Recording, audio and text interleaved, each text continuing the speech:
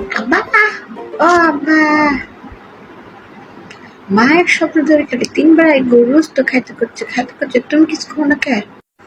তুমি চিল্লাও কে? তোমার মারে কইছিলাম যে গরুর গোস্ত ২ দিন খাই, কইছিলাম যে গরুর গোস্ত খাইয়ে ভাল লাগে না।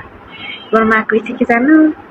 কইছে আমি নাকি গরু, সাথে তোমারও বকছে, খালি আমারে বকে নাই।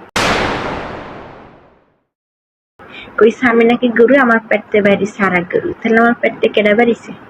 তুই বেরোস নাই?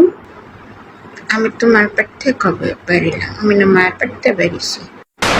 এই তোরা আমার নামে কি কইতেছস? তোর বাপ বেটি মিলে কি খাবি না তোরা? তোদের জন্য সারাটা বছর রান্না বাড়ি কইরা এই কুরবানি ঈদের মধ্যে আমার ছুটি নাই।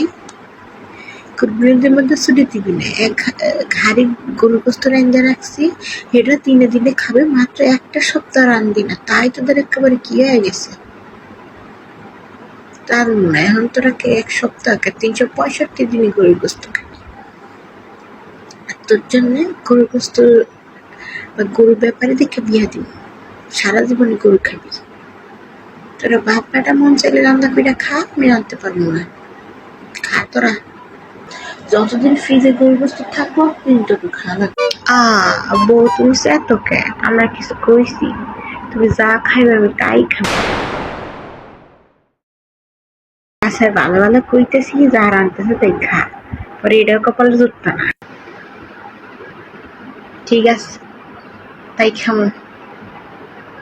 দাও সেইটা ভাত দাও গরুর গোস্ত দিয়ে, খাইয়ে পেটটারে পুরাই ঘুমায় যাই।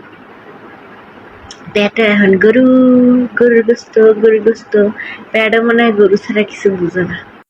পেটে ক্ষুধা লাগলে কয় গরু খামো। আমি বাচ্চা আমাকে দাও, খাই।